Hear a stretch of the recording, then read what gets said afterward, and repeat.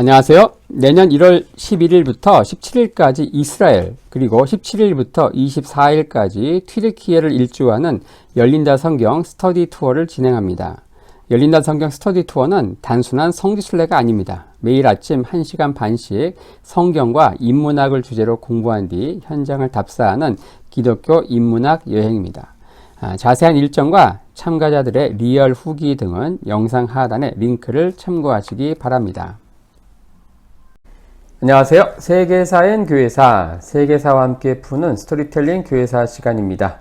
저희들이 중세 역사, 중세 교회사를 열심히 달리고 있습니다. 로마 제국이 멸망하는 476년부터 동로마 제국의 수도 콘스탄티노플이 함락되는 1453년까지 중세 천년의 역사를 크게 4개의 이정표로 나눠서 보고 있죠.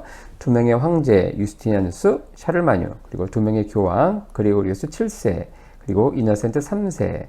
어느덧 그레고리우스 7세와 이노센트 3세 교황 그 사이 언저리 3차 십자군을 살펴보고 있습니다. 자, 총 5번의 영상을 통해서 2차 십자군 운동 살펴봤죠. 자, 십자군 운동은 총 9차례에 걸쳐서 200년간 산발적으로 진행되는데요.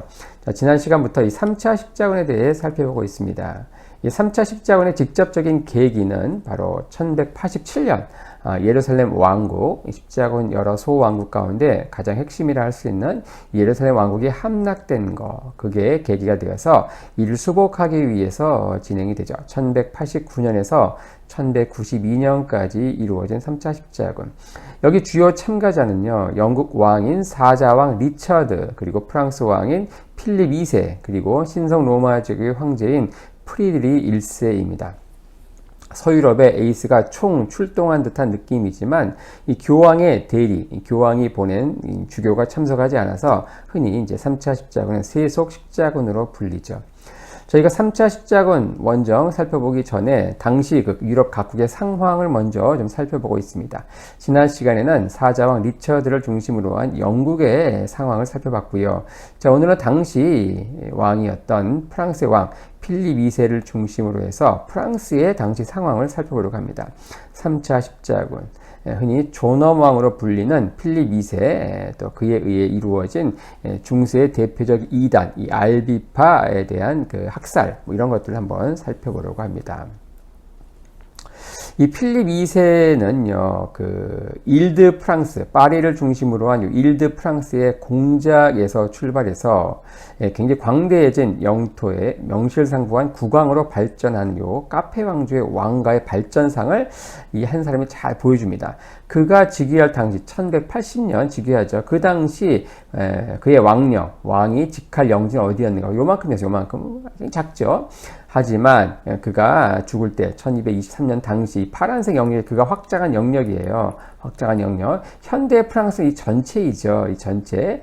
이 카페 왕가는 굉장히 작은 그 영지를 통치하던 공작 개념에서 점점 이제 확대해가지고 전체를 통일하면서 근대 국가 프랑스가 출현하게 되는데, 그러한 그것의 발동, 엔진을 처음 시동을 건 사람이 바로 필립 2세다, 이렇게 평가할 수 있습니다.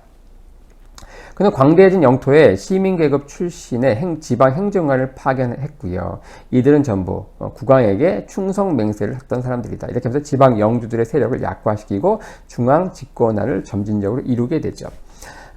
로마의 초대 황제인 옥타비누스가 원로원으로부터 존엄자, 즉 아우구스투스란 칭호를 하사받는데, 프랑스 역대 왕 가운데 동일한 칭호, 프랑스어로는 이제 오기스트, 아우구스투스, 요게 이제 이탈리아 말이죠. 이게 프랑스는 오기스트, 존엄왕이라는 별명을 갖고 있습니다. 저희들이 이제 여기서 과연 그는 존엄한가, 존엄왕이라는 별칭이 있지만 과연 그는 존엄한가? 라는 질문을 던지고 시작하려고 합니다. 물론 그 대답은 이제 마지막 부분에서 하려고 해요. 여러분들이 평가하시면 되겠습니다.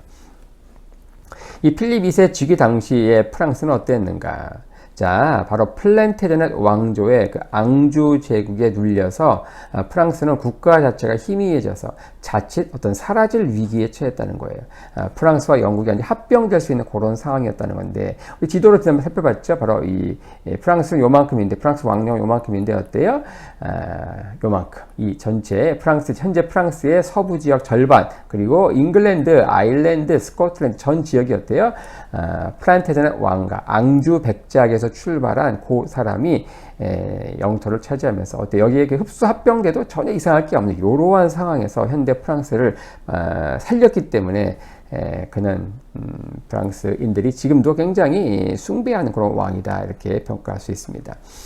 그는 무조건 영토 확장 그게 이제 거기에 올인을 하게 되죠. 그래서 뭐 수단 방법 가리지 않습니다. 음모, 술수, 전쟁 등 수단 방법 가리지 않고 중앙 집권화, 영토 확장에 올인하게 되죠.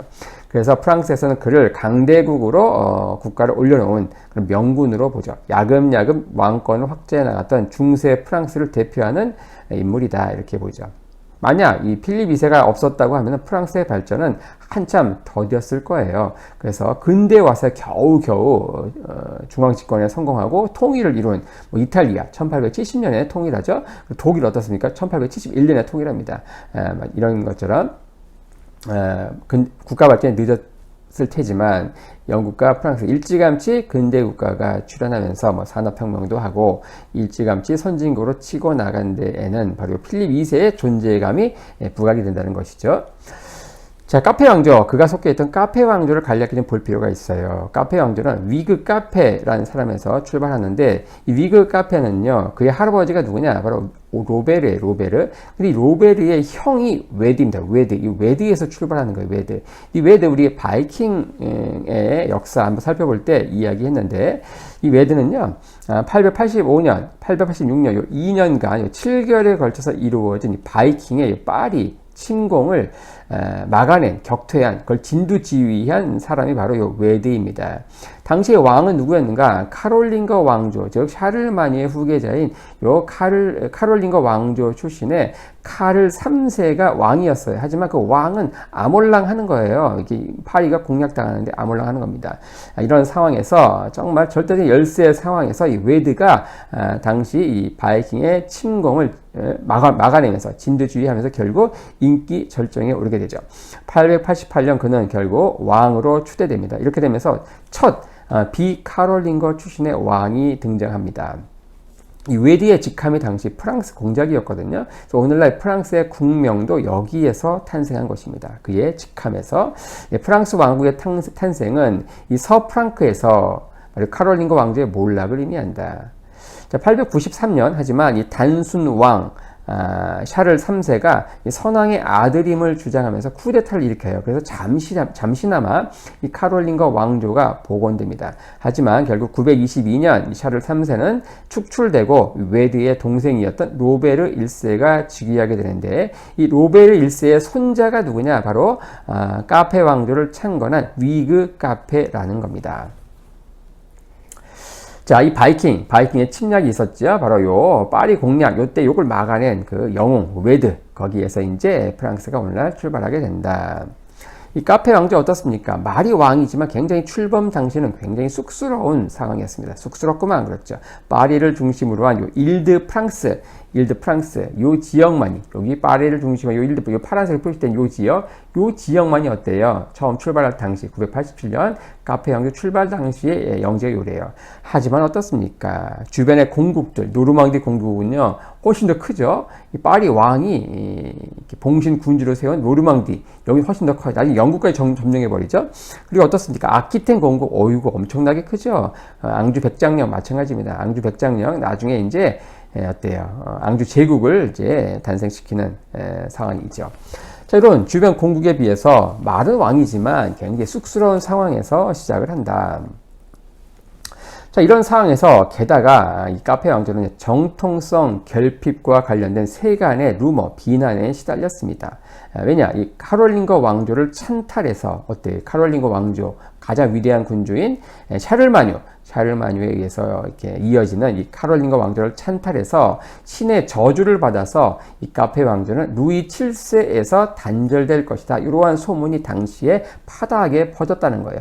카페 왕조 볼까요? 위그 카페에서 시작이 돼가지고 쭉 로베르 2세, 앙리 1세, 필립 1세, 루이 6세, 루이 7세, 루이 7세에서 끝난다는 거예요. 우리가 지금 살펴보려고 하는 요 필립 2세 등장 전까지 상황이 이랬다는 겁니다.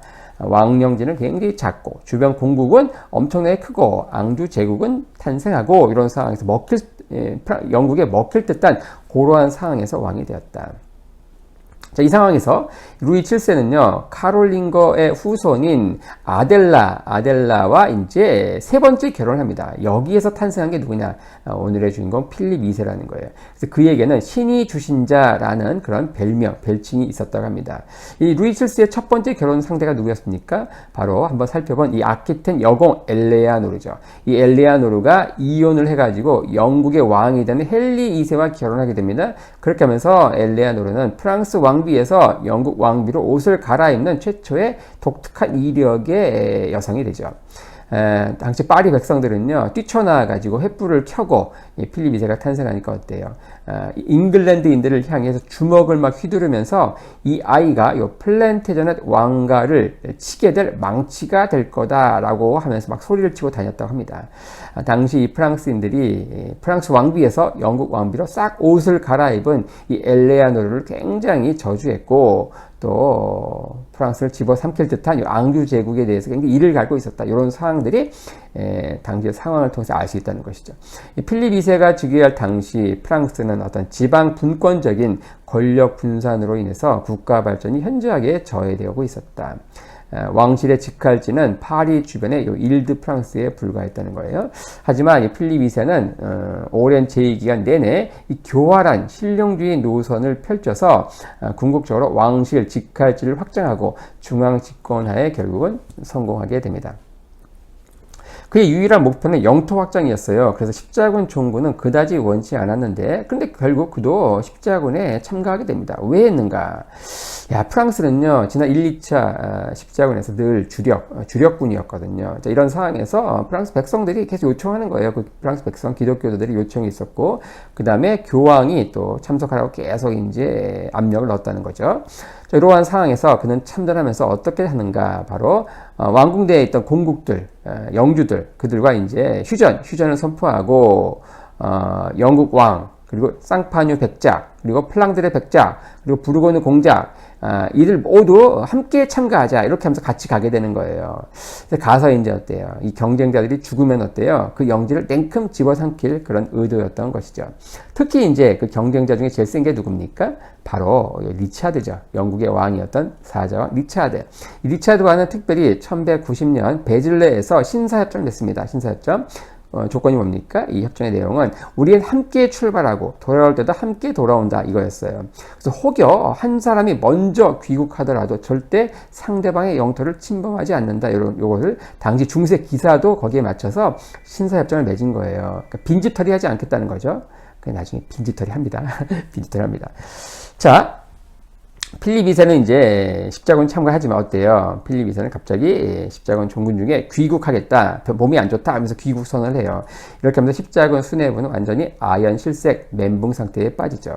당시 플랑드르 백작은 이제 악고 공방전 중에 전사였어요. 그러니까 가서 냉큼 그 지역을 삼킬 생각이었던 거죠. 그 쌍파뉴 백작은 함께 전쟁하는 영국의 사자왕 리처드에게 완전히 푹 빠졌어요. 완전히 리처드 빠가 된 거예요. 그래서 돌아올 생각하지 않으니까 그와 함께 전투를 하면은 어디든 가겠다, 지옥에도 가겠다, 뭐 그런 상황이었습니다. 그리고 이 부르고뉴 공작에게는 이 필립이 자신의 군대를 다 맡기는, 자기 혼자 가겠다는 거예요. 자신의 군대를 맡겼어요. 그러니까 돌아올 수가 없겠죠. 그럼 부르고뉴 공작도 못 들어온다. 그리고 리차드는 돌아올 수가 없습니다. 왜냐? 십자군 전체 총사령관이니까. 총사령관이 갈 수가 없잖아요. 이렇게 모두 움직일 수 없는 상황에서 본인은 몸이 아프다는 핑계로 쏙 빠져나옵니다. 이런 상황에서 영국의 왕 리차드가 추가적인 서약을 요구하죠. 필립에게. 뭡니까? 돌아가서 빈집털이 하지 않는다. 그런 조건이었겠죠. 거기에 흔쾌히 사인합니다. 그 사인하고 가서 돌아가서 빈집털이 하는 거죠. 자, 존엄왕인가 한번 판단해 보세요. 자, 1191년 8월 1일 그는 이제 필립은 이제 악고를 떠나서 귀국을 합니다. 측근 장수준만 데리고 전군은 잔류시킨 거예요. 십자군 거기에 잔류시킨 거예요. 몸만 가니까 가서 내가 빈집털이 안 한다. 몸으로 보여준 겁니다. 하지만 그렇게 되지 않겠죠. 돌아가서 그럼 제일 먼저 무엇을 하는가? 리차드의 동생인 이 존의 반란을 부추겨요. 그 반란을 후원합니다. 하지만 십자군의 발이 묶인 리차드는 돌아올 수가 없었고, 결국 이제 또 긴급히 이제 그 살라딘과 휴전 협정을 맺고 돌아오죠. 하지만 귀국 중에 이 오스트리아 공작에게 붙잡혀가지고 1년 3개월간 억류가 되죠. 1194년 3월 1년 3개월 만에 풀려난 리차드는 간신히 영국에 도착을 합니다. 그 이후에 존에게 붙었던 자신의 동생 존에게 붙었던 영주들은 일제히 리차드 쪽으로 다시 붙게 되고요. 또 필립 2세도 존을 후원했는데 관계를 싹 끊습니다. 그렇게 하면서 이제 동생 존은 형 리차드에게 살려달라고 애원하고 또 동생 어쩌겠습니까? 살려줘요. 그리고 이제 또 필립 2세와 이제 리차드는 이제 전쟁을 하게 되죠. 하지만 필립 2세는 리차드의 적수가 되지 못합니다. 빼앗은 영토를 다 도로 빼앗기게 된다. 리차드는 빼앗긴 영토의 거의 90%를 탈환한 상황에서 1199년 어이없게 전사하게 되죠. 우리 지난 영상에서 살펴봤죠. 이게 어이없는 전사가죠. 자, 그 이후에 동생 존이 영국 왕으로 즉위하게 되는데 이 존의 별명은 뭐냐? 실지왕입니다. 실지. 땅을 잃었다는 거예요. 그러니까 대부분 영토를 다시 필립 2세에게 빼앗깁니다. 필립 2세는 전투 못했지만 리차드에게는 상대가 안 됐지만 존에게는 그래도 나름 전투를 꽤 잘했던 것으로 보입니다. 마침내 1214년 부빈 전투, 이 전투가 결정적입니다. 이 전투에서 영국과 프랑스가 한판 붙죠. 프랑스는 단독으로 싸우고 영국 쪽에 당시 신성 로마 황제도 지원하고 또 플랑드르 백자 거기도 지원하고 하지만 결국 프랑스가 승리하게 된다. 자, 이 전투 승리로 상당 부분 영토를 이제 확대하게 되죠.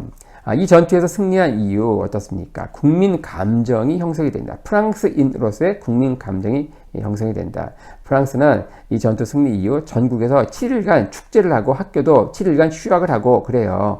이후 프랑스 내에 있던 영국의 영지 상당 부분을 회복하게 된다. 자, 한번 평가해 볼까요? 리차드가 죽고 나서 24년을 더 살았던, 더 생존한 필립 2세예요. 그는 이제 오기스트, 즉 존엄왕이라는 칭호를 받게 되는데 로마의 초대 황제 옥타비아누스와 옥타비아누스 아우구스투스라는 존엄자 칭호를 받았죠. 두 사람의 공통점은 딱 하나밖에 없습니다. 둘 다 전투를 못한다는 거, 전투에 서투르다는 거. 하지만 어때요? 이 필립 2세가 프랑스에서는 영토를 확장하고 이를 기반으로 중앙 집권을 이끈 왕으로 평가되지만 반면 영국에서 어떨까요?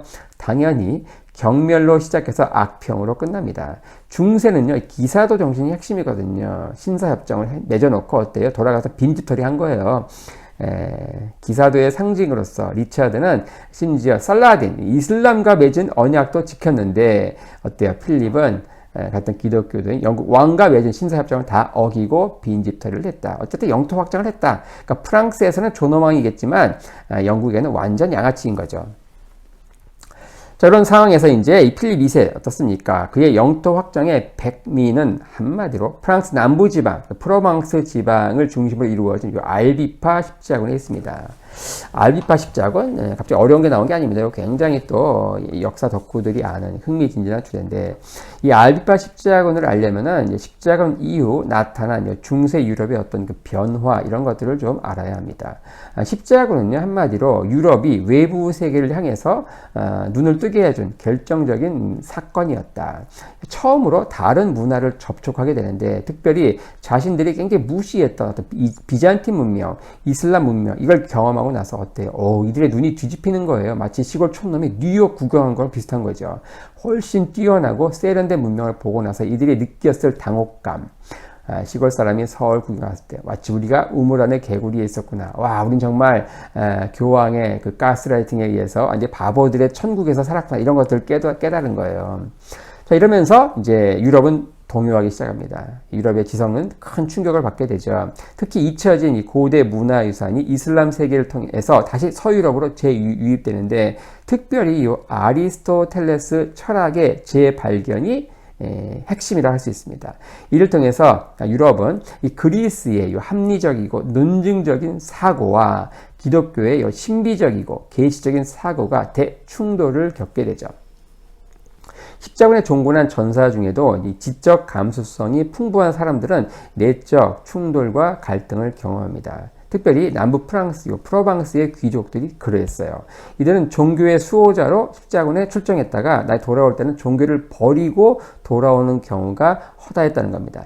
이것은 마치 우리가 주일학교 때 잘 성장하다가 대학교 가서 신앙을 버리는 그런 케이스 많이 보잖아요. 신학교에 입학할 때는 신앙이 좋았는데 졸업할 때 막 그냥 약간 좀 자유주의적인 신앙을 배우고 나서 신앙을 잃게 되는 그런 경우가 비슷하다. 특별히 왜 이 프로방스, 남부 프랑스의 귀족들이 이러했는가? 이 바다와 접한 도시들, 그리고 내륙에 완전히 들어있는 도시들의 차이점 이런 데서 볼 수 있습니다. 오늘날도 캘리포니아와 같은 이런 지역들은 굉장히 진취적이고 또 진보적입니다. 종교 면에서도 그래요. 하지만 텍사스와 같이 완전히 내륙 이쪽은 또 그렇지 않죠. 우리나라도 굉장히 안동이라든지 이런 지역은 굉장히 지금도 이제 뭐 갓을 쓰고 이렇게 하면서 보수적인 그런 면들이 있죠. 자, 십자군의 주축은 늘 프랑스였다. 그래서 당연히 가장 먼저 계몽된 곳도 당연히 프랑스였다는 겁니다. 자, 이런 분위기에서 이 알비파 2단이 남부 프랑스를 완전히 강타하게 되죠. 자, 지난 100년간 이 경제 발전의 최대 수혜자는 교회와 성직자 계급이었습니다. 이 시기에 수도원장은 한마디로 배불뚝의 뚱보였다. 지금의 목사 그런 개념이 아니에요. 당시 수도원은 기도하는 곳이 아니었고 거의 뭐 공장을 겸한 대규모 농장이었다. 이들은 막대한 수익을 올리면서 세금 한 푼 안 냈죠. 당연히 경영자인 수도원장이 살이 안 찌는 게 이상하죠. 자, 교황청은 모든 교구에서 어때요? 11조를 징수했고 이탈리아의 은행업은 이 교황청에 들어온 세계 각지의 화폐 환전에서 시작을 합니다. 자, 이자는 죄악이라고 가르쳤지만 교회와 수도원은 성도들에게 돈놀이를 열심히 한 거예요. 자, 시민들은 또 돈을 많이 번 시민들은 어때요? 웅장한 로마네스크 성당을 건립하지만 반면 성직자들의 타락은 엄청나게 극심했다. 이러한 상황에서 신실한 성도들은 근심을 합니다. 가난한 성도들은 당시 기름기가 흐르는 이 사제들을 보면서 본능적으로 반발감을 느꼈겠죠. 경제혁명과 또 사회발전, 하지만 서민들의 삶은 여전히 궁핍했다. 이런 시민들의 반발은 결국 2단 운동 형태로 폭발하게 되는데 그게 바로 특히 프로망스 지역에서 심했다는 겁니다. 이 알비파 지도자들의 어떤 순수한 신앙 그리고 이 성자와 같은 그런 생활은 블랙홀처럼 이 서민들을 당시 빨아들였다. 그 핵심에 누가 있는가? 바로 리옹의 상인 출신인 바로 피터 발도가 있습니다. 그는 사유재산을 부정하고 자신의 전 재산을 이제 가난한 사람들에게 나누어줍니다. 성서의 가르침을 충실하게 지키면서 수도 생활을 했는데 어떻게 보면 사도행전에 니꺼 내꺼 없는 어떤 원시 공산사회 이런 것들을 실현하는 거예요. 그 수도원에서. 이 수도원은 교황청의 설립 승인을 받습니다. 하지만 이후 점점 더 과격해져 가지고 교회의 부패와 타락을 정면으로 비난하고 공격을 하게 되죠. 이러면서 결국 자꾸 공격하니까 어때요? 교황청으로부터 2단 규정을 받고 파문되죠. 파문. 이 창시자에서 발도파라고 불리기도 하고 카타리파라고도 불리기도 하고 또 알비파라고도 불리기도 하고 다양한 별칭이 있는데 이 그룹은 이제 파문 이후에도 점점 확산됩니다. 왜냐? 이 교황청에 반발하는 귀족들, 기사들이 특히 십자군에 종군했던 기사들이 합류하면서 걷잡을 수 없이 이제 커지는 거예요. 자, 이런 상황에서 어떻습니까? 피터 발도의 동상을 이제 보고 계십니다. 자, 이런 상황에서 1209년 당시 교황이었던 이노센트 3세는 어떻게 합니까? 이 알비파를 이제 방면하는 알비파 십자군을 이제 결성합니다. 이후 20년간 2단 소탕 작전을 감행하게 되죠. 자, 여기에는요, 프랑스 남부 지역, 여기는 이제 아직 프랑스 왕이었던 필립 2세가 자신의 영지로 만들지 못했거든요. 프랑스 남부를 자신의 왕권 아래 두고자 했던 필립 2세의 의중이 크게 작용하면서 이루어집니다. 그리고 카타리파 처단을 원하는 교황청과 의견의 일치를 이루면서 이 알비파 십자군 운동이 굉장히 거세게 밀어닥쳤다. 자, 이 알비파는 이단은요, 중세 유럽에서 발생한 어떤 기독교의 대표적인 이단이라고 불릴 수 있는데, 이 청정한 것, 깨끗한 것, 이런 걸 뜻하는 그리스어, 요 카타로스 여기에서 유래되어서 카타리파라고 불리기도 합니다. 특히 프랑스 남부의 요 알비라고 하는 지역을 중심으로 퍼져서 알비파라는 별명이 있긴 하지만 실제로는 알비가 아니라 중심지가 어디였는가? 툴루즈 지방이었습니다. 지도와 함께 볼 텐데요. 이 동방의 요 마니교에서 유래한 그런 거예요. 그래서 이제 비잔틴 제국을 거쳐가지고 불가리아를 거쳐가지고 나중에 이 쾰른지아를 거쳐가지고 어떻습니까? 이제 남부 프랑스 여기 알비 지역 원래 그 중심지는 툴루즈였다. 툴루즈 그 지역.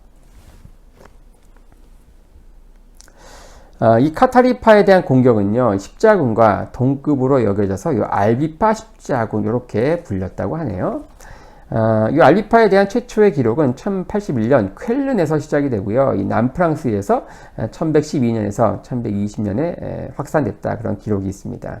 1122년 이 카타리파 신도를 첫 번째로 처음으로 화형으로 처형하는 기록이 나오고 그 이후에 일시적으로 약화됐지만 점차 다시 확산됩니다. 특히 남프랑스를 중심으로 교세가 엄청나게 확장되는데 12세기 후반에는요 남프랑스를 거의 장악했다고 합니다. 1179년 그래서 3차 라테란 공의회가 열려서 이 카타리파 금지 결정이 내려지고 이단으로 정죄가 되고요. 교황은 이후 특사를 파견해서 이들이 다시 가톨릭으로 복귀하도록 호소를 하죠. 하지만 영주들은 이 남프랑스 지역에 프랑스 왕권이 미치는 게 싫고 또 교황청의 간섭도 싫어서 교황청의 사절의 개입을 거부합니다. 이러면서 결국 이 지역 영주들의 간접적인 비호를 통해서 이 남프랑스에서 알비파는 맹위를 떨치게 됩니다. 이들 영주들은요 파문이 두려워서 섣불리 알비파로 개종하지는 않았어요. 하지만 영지에서 전파를 방관하거나 은밀히 도우면서 협조했죠. 특히 그 중심에 툴루즈 백작인 레몽 6세가 있었습니다. 그는 노골적으로 이 알비파에 대한 호의를 드러냈고 교황청에 일절 협조하지 않았다고 합니다. 나중에 알비파 십자군이 결성되자 항전의 구심점 역할을 맡게 되죠.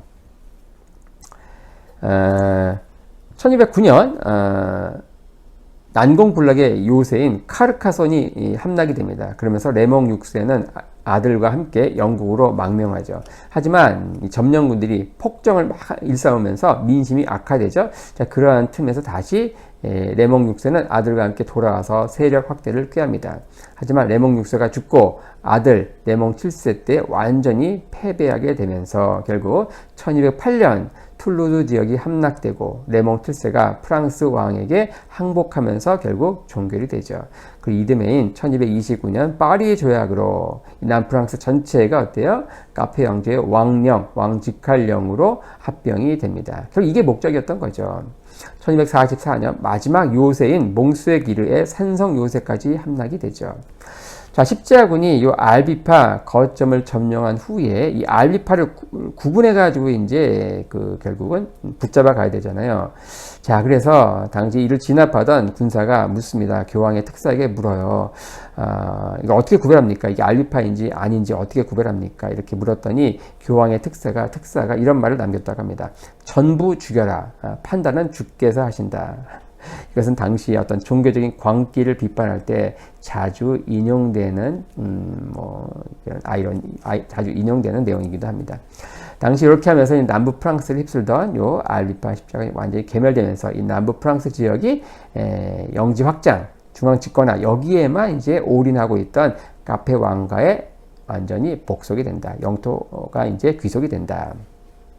잠시 알비파의 교리를 살펴볼 필요가 있는데 여기는 완덕자, 일반 신도 이렇게 나눕니다. 일반 신도는 지금의 평신도이고요. 완덕자가 이제 오늘날의 성직자와 같은 개념인데 이 완덕자는 이제 이 알비파의 교리를 완전히 실행하는 사람, 엄격한 금욕 생활을 했고요. 노동을 하지 않고 세속과 완전히 단절된 생활을 했다고 합니다. 지극히 금욕적이고 또 도덕적으로 보여서 당시 가톨릭의 부패의 염증을 느낀 민중들에게 어떤 선풍적인 인기를 끌었다고 합니다. 또 중요한 건 뭐냐? 여성들도 완덕자라 불리는 성직자의 문이 열려 있었다는 거예요. 여성들이 중세 때 여성들은 거의 정말 얼마나 비참한 삶을 살았거든요. 그들이 굉장히 열광적으로 여기에 동참을 했다. 이렇게 기록되어 있습니다. 이 알비파는요, 극단적인 이원론을 특징으로 하는데 선과 악을 철저하게 나누고 천국과 이생, 영혼과 육체 등 이렇게 철저하게 나누는 거예요. 상당히 영지주의적인 그런 색채가 이제 강했는데 이 세상은 악한 신이 창조했다. 그러면서 하지만 그 영지주의와 다른 건 뭐냐? 그 악한 신을 성경에 나오는 사탄으로 본다. 이것만 달라요. 그 불교의 환생도 믿고 막 좀 약간 독특하죠. 여기서 가장 큰 죄악은 뭐냐? 살인이에요. 그러니까 절대 육식을 하지 않습니다. 왜냐하면 죽여야만 이제 고기를 먹을 수 있으니까. 그래서 철저한 채식을 했다. 해산물도 약간 섭취했다. 이렇게 보이고요. 그리고 여기는 생식을 목적으로 자녀를 낳을 목적으로 하는 성행위는 철저하게 기피했다고 합니다. 왜냐? 아이를 낳으면 요 물질 세계의 고통을 자녀에게 덧입혀 주는 거라고 생각해가지고 아이를 낳지 않았다고 합니다. 성행위를 하지 않았다. 맹세도 거부했다. 이거 뭡니까? 봉건 질서를 이제 파괴하는 거예요. 왕과 제후가 맹세를 하면서 이렇게 이루어지는 거잖아요. 중세 봉건 사회가. 그러니까 맹세를 거부했다. 일체 상업행위 이것도 금지했다. 물론 이걸 철저하게 지킨 사람은 드물었지만 그럼에도 급속하게 확산된 이유는 뭡니까? 당시 교회의 이런 극단적인 타락상 때문에 그렇다. 결국 이게 이제 이후에 어때요? 벌어질 교황청 권위 추락 그리고 종교개혁의 서막과도 같은 사건. 이게 바로 이 알비파의 그 확산으로 나타난다. 이렇게 볼 수 있습니다. 이렇게 하면서 오늘은 3차 십자군 당시 유럽의 그 상황, 특별히 프랑스, 필립 2세의 영토 확장 과정 이런 것들, 존엄왕이라는 칭호를 갖고 있는 그가 과연 프랑스의 기준으로는 존엄했지만 그 반대편에 있는 영국의 입장에서는 어떠할까? 또 제3자의 눈인 우리가 볼 때는 어떠한가 한번 살펴보는 시간을 가졌습니다.